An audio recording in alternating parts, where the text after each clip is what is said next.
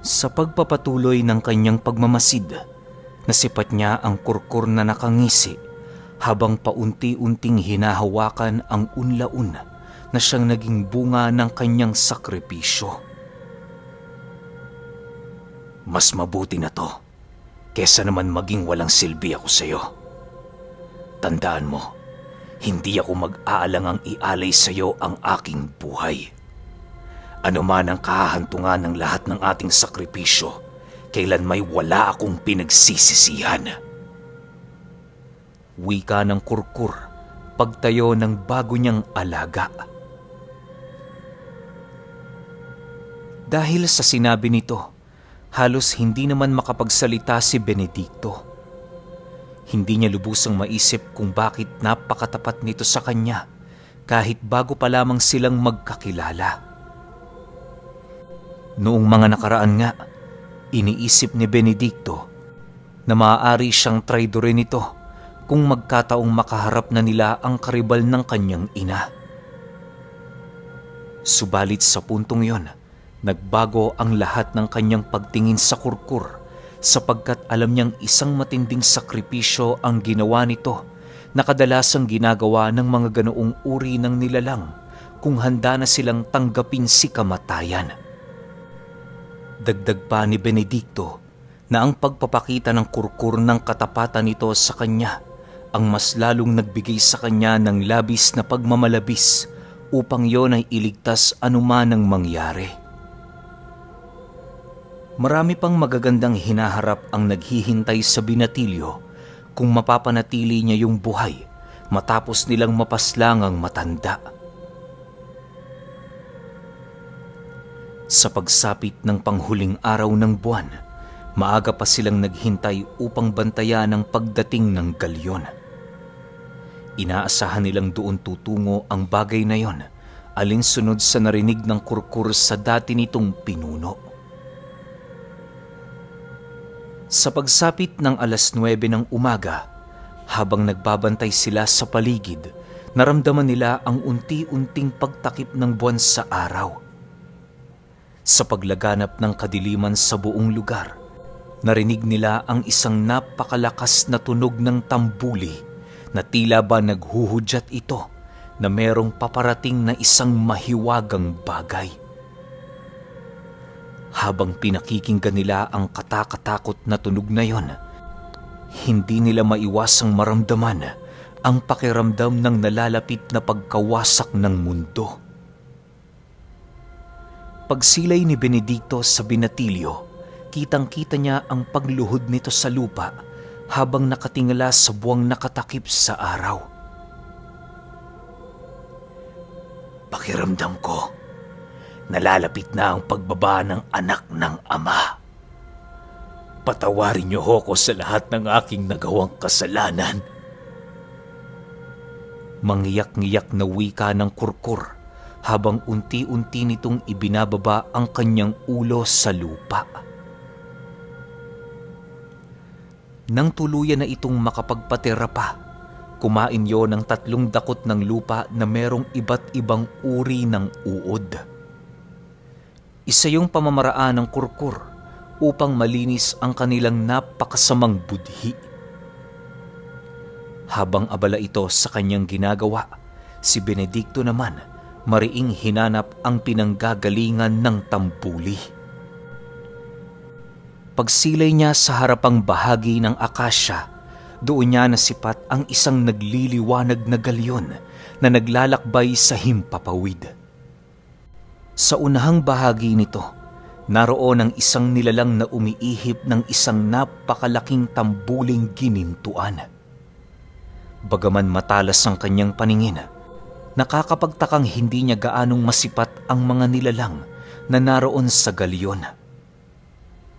Kampante naman siya kahit papaanong masisilayan niya ang mga nakasakay doon, gawa ng hindi maglalaon, tuluyan na itong makakalapit sa kanilang kinaroroonan.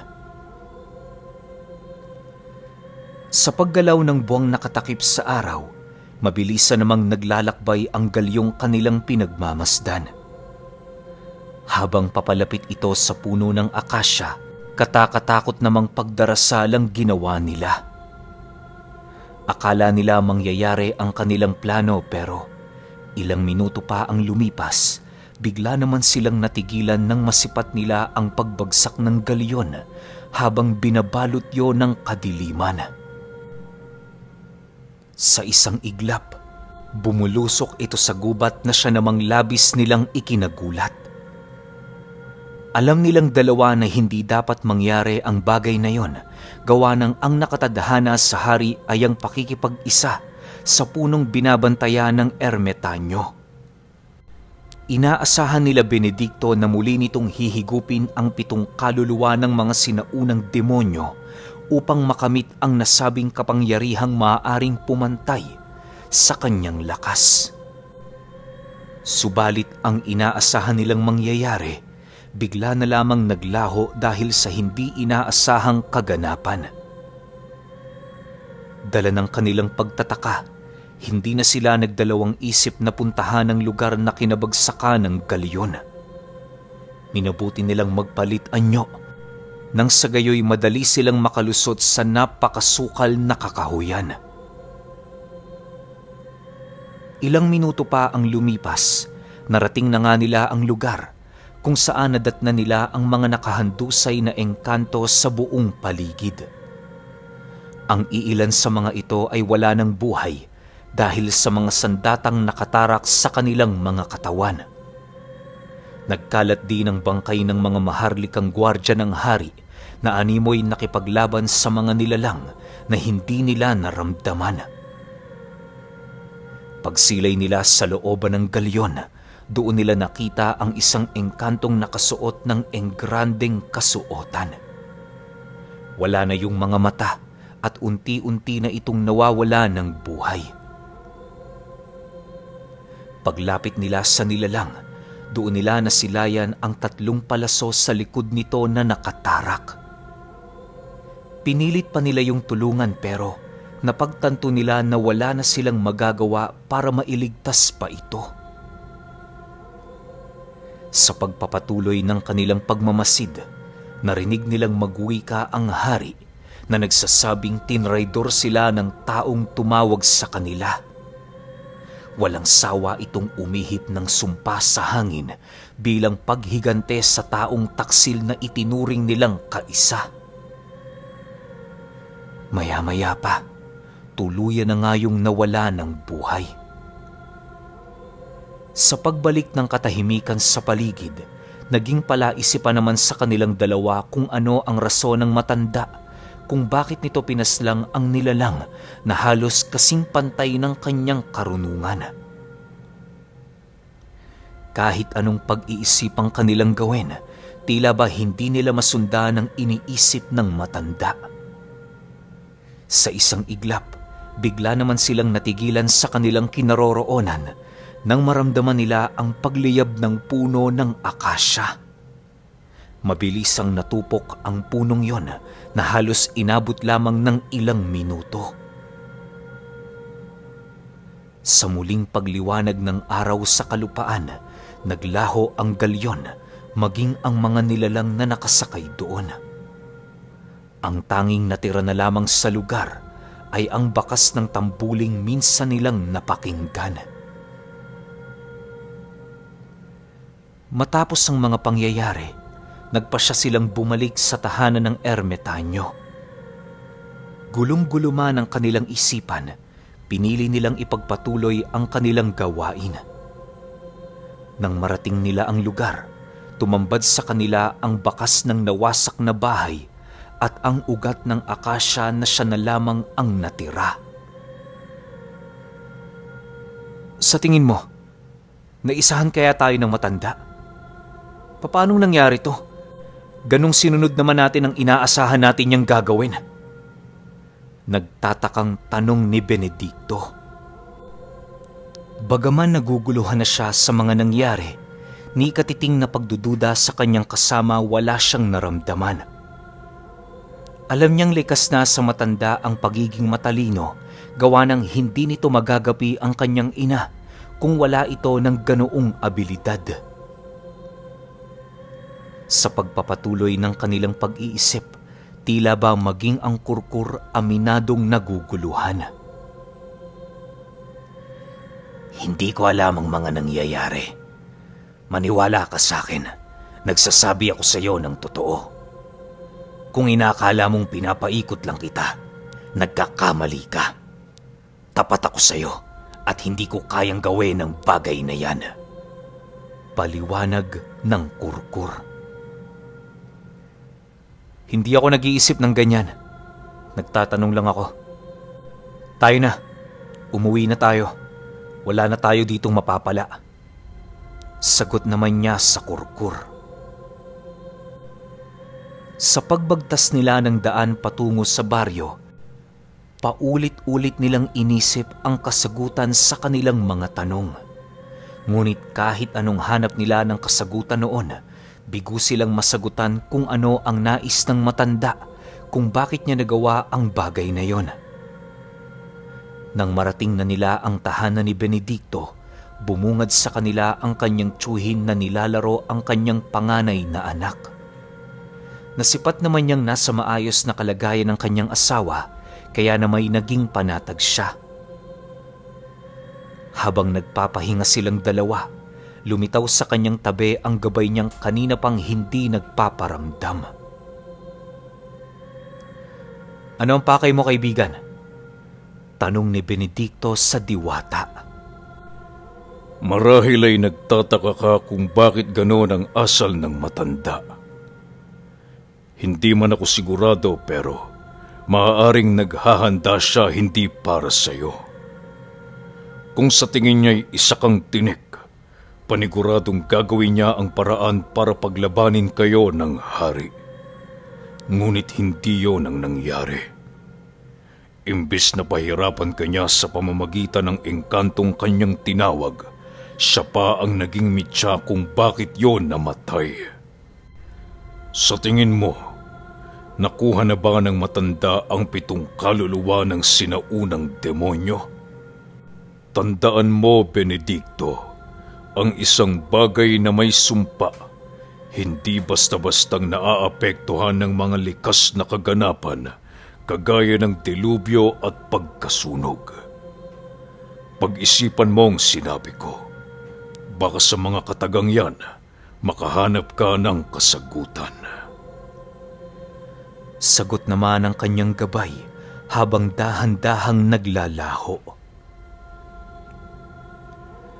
Sa pagkawala nito, bigla namang tumatak sa kanyang isipan ang tungkol sa binatang naggagapas sa siraway. Bagaman hindi siya sigurado sa mga nangyayari, alam niyang meron yung posibilidad na maganap. Kung hindi siya tinuturing na tinik ng matanda, maaaring kaya nito kinontrol ang mga sinaunang demonyo ay para patayin ang nagtatangan ng puting kabalyero. Kahit walang kasiguraduhan ng mga haka-haka niyang yon, pinilit niya itong sundin sapagkat wala na siyang pagpipilian. Makalipas ang 2 araw ng kanilang pagpapahinga, naging usap-usapan ang tungkol sa naganap na pangyayari noong nakaraan.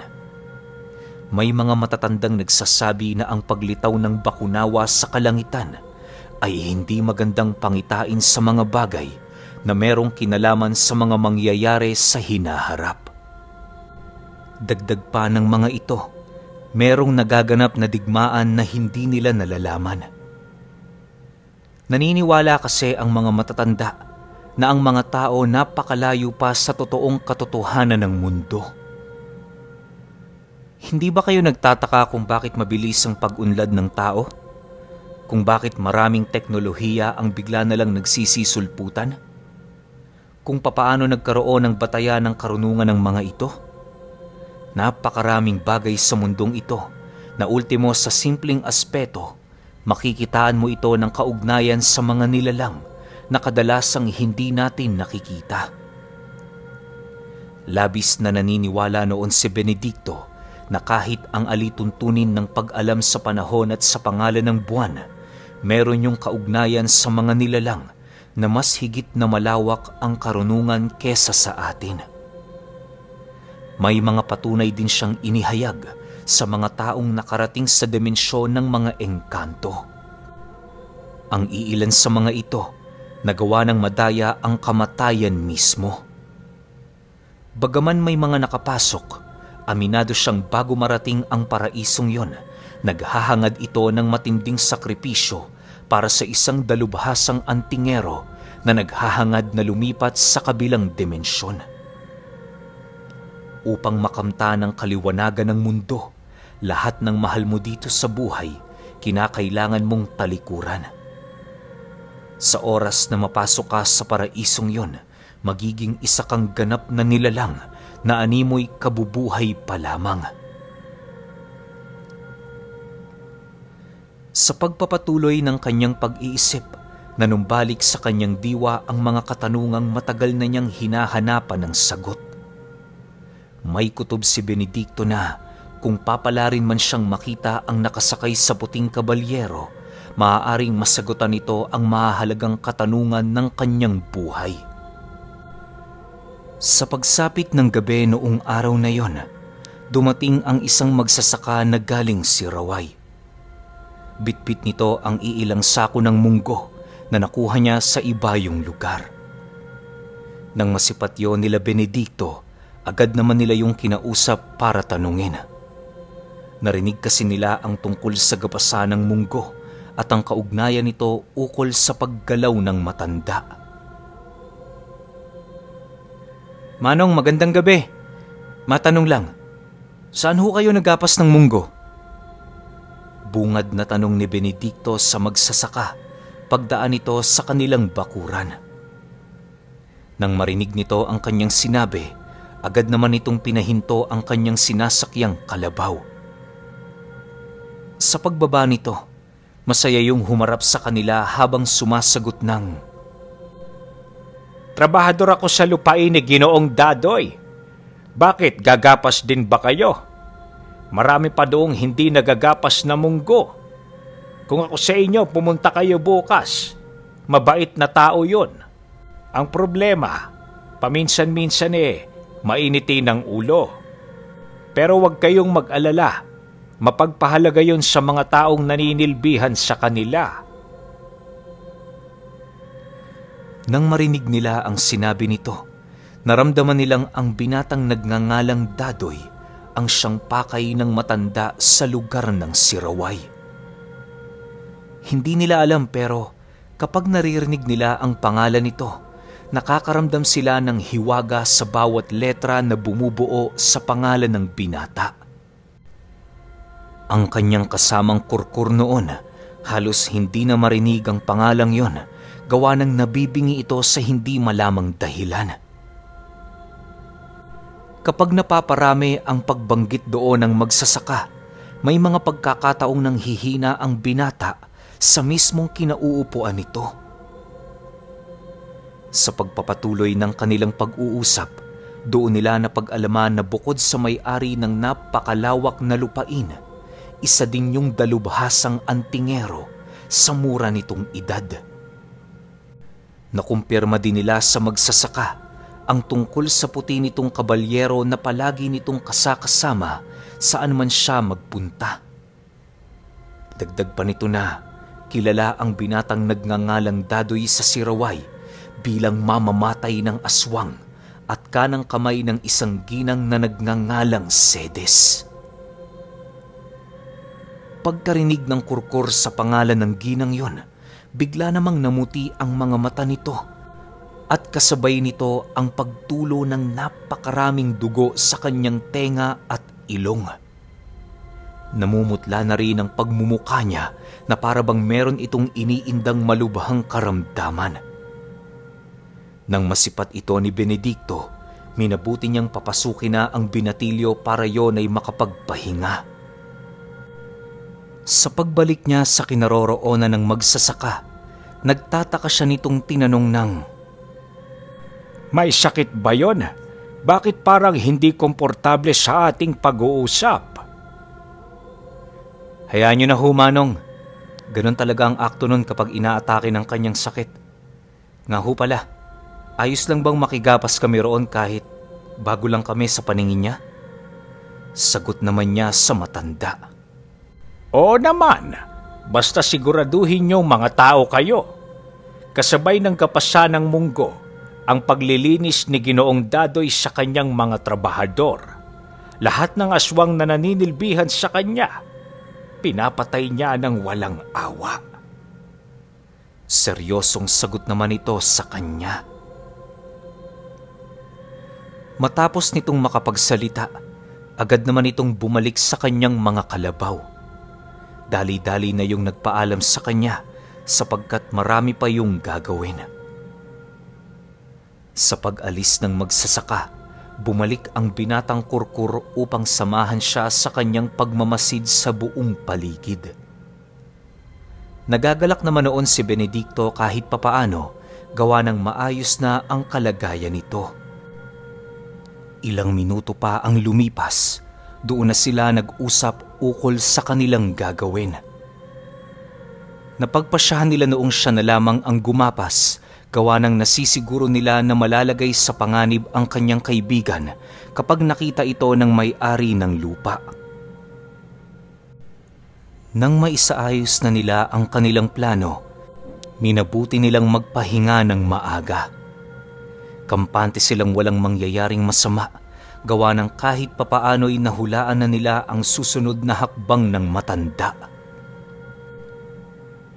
Sa pagputok ng bukang liwayway, maaga pa silang umalis sa lugar upang tumungo ng Siraway. Habang binabagtas nila ang daan, bitbit nila noon ang pag-asang magagawa nilang malaman ang tungkol sa mga kaganapang napakalabo sa kanilang dalawa. Bagaman kasi malakas itong si Benedicto, hindi niya kayang diktahan ng limitasyon ng kanyang kaisipan. Bago sumapit ang 12:00 ng tanghali, narating na nila ang Siraway. Sa isang maliit na burol, bumungad sa kanila ang napakalawak na lupain ng iba't ibang uri ng tanim. Sa lugar na yon ay nakita nila ang napakaraming trabahador na abala sa paggapas sa iba't ibang sulok ng lugar. Sa pagpapatuloy ng kanilang paglalakad, nagpasya na ang Kurkur na magpaiwan sa hangganan ng lupain. Ramdam kasi nito ang mga pangontrang nakaluklok sa paligid na kahit sa antas niya, aminado siyang hindi niya kakayanin. Matapos masipat ni Benedicto ang pag-aalangan ng binata, minabuti niyang kausapin ito. Tinanong niya yon kung ayos lang bang doon siya manatili, may naiisip ba siya, ligtas ba siya roon at kung ano-ano pa. Nang marinig naman ng binata ang kanyang katanungan, matapang naman yung sumagot sa kanya na wala siyang dapat ipag-alala. Upang mapanatag ang kaisipan noon ni Benedicto, tinawag ng Kurkur ang alaga niyang unlaun na nagtatago sa lilim ng masusukal na puno. Pagsilay niya sa unlaun, napangiti naman siyang tumingin sa binata habang nagwiwika ng, "Tuso ka talaga. Hindi ka umaalis nang hindi mo yang kasama." "Oo, kaya ako naman yang kinuha para may kasama tayo. Sige na, lumakad ka na. At ako naman, maghahanap ng mapagpapahingahan dito. Heto, kunin mo. Kapag babalik ka na rito, bumulong ka lang dyan." Sagot naman ng Kurkur. Matapos nilang mag-usap, dali-dali naman niyang binagtas ang daan patungo sa gapasan. Hindi na siya noon nag-alangan ng sa gayoy magawa niyang malaman ang kasalukuyang nangyayari sa lugar. Subalit dahil sa lawak ng lupaing yon, ni anino ng binatang nagngangalang Dadoy, hindi niya natagpuan. Inabot pa siya doon ng maghapon kakahintay pero walang dumating sa bahay nito. Huli na nang malaman niya na tumungo pala ang binata sa bahay ng tiyahin nito. Dahil sa papatalikod na naman ng liwanag ng araw sa kalupaan, minabuti niyang bumalik sa kinaroroonan ng Kurkur. Ang naisip na lamang niyang gawin noong mga oras na yon, maghintay sa kung anuman ang maaari nilang makita sa kabuuan ng lugar. Inaasahan na kasi nila na sa pagsapit ng gabing yon, tutungo doon ang pangkat ng matandang karibal ng kanyang ina. Kinagabihan, balot na ng dilim ang paligid. Sa baryo ng Siraway, tanging mga ilaw ng siga ang kanilang mga nakikita at ang mga usok na nagmumula sa bawat bahay. Bihira na din silang makakita ng taong naglalakad, gawa ng karamihan sa mga ito ay nasa loob na at nagpapahinga. Ilang minuto pa ang lumipas, nasipat nila ang mga magsasakang naglalakbay patungong Siokon. Bitbit nito ang mga sako ng munggo na siya namang katas ng kanilang trabaho. Sa pagdaan ng mga ito sa lugar na kanilang pinagtataguan, minabuti nilang hindi magpakita sa mga taong yon. May posibilidad kasing mapagkamalan sila nitong magnanakaw o hindi naman kaya'y mga mananambang. Sa pagpapatuloy ng kanilang pagmamanman, doon nila narinig ang pagpatay ng may-ari ng lupain sa nakigapas na mga panauhin. Nalaman ni Ginoong Dadoy na aswang ang mga ito, kaya na may hindi na ito nagdalawang isip na gawing pataba sa lupa ang mga nilalang na nangahas na makigapas. Ayon pa sa mga saksi, gabunan ang mga nilalang na yon, subalit wala itong laban sa tangang karunungan ng binatang antingero. Nang makalayo na ang mga magsasaka, laking pasasalamat na lamang ng binatang kurkur na hindi siya sumunod kay Benedicto. Malakas kasi ang kutob niya noon na maaaring maamoy siya ni Ginoong Dadoy sa oras na nagawa niyang pumasok sa hangganan ng lupain nito. Ilang oras pa ang lumipas, nagpatuloy ang kanilang pagbabantay. Kahit pinuputakti na sila ng lamok sa lugar, nagbabakasakali pa rin silang masilayan ang pagdating ng matanda. Subalit dumaan na lamang ang 3:00 ng madaling araw, wala silang nasipat na kakaiba sa buong lugar. Nang mapagtanto nilang tapos na ang paghahari ng dilim, minabuti nilang bumalik sa baryong kanilang pinagmulan. Hindi naging mahirap para sa kanila ang umuwi, gawa ng ginamit na nila noon ang kanilang mga itinatagong abilidad sa kaliwa. Sa katunayan, nagawa pa nilang mauna sa mga magsasakang dumaan sa kanilang pinagtataguan noong gabi. Sa pagdating nila sa kanilang baryo, bigla naman silang natigilan nang maamoy nila ang kakaibang presensya ng mga aswang. Okay! Grabe, sobrang kilabot ko naman sa episode na to. Lalo na yung nabanggit yung dalawa. Diba? Ewan ko lang para sa mga OG subs natin na talaga namang nakinig since day one. Alam ko nararamdaman ninyo ngayon, kaparehas ng sa akin yan. Yung tipong sobrang miss na natin sila pero wala tayong magawa. Yung tamang naririnig na lang natin sila sa kwento ng ibang tao, pero grabe pa rin yung impact sa akin. Sobrang solid nito. Pero para hindi kayo mabitin lahat, isusunod na kagad natin yung 12. Malay ninyo, sa episode na yun merong magpakitang gilas, di ba? Kahit ako, na-excite ako sa kung ano mangyayari. Kita-kits tayo. Salamat.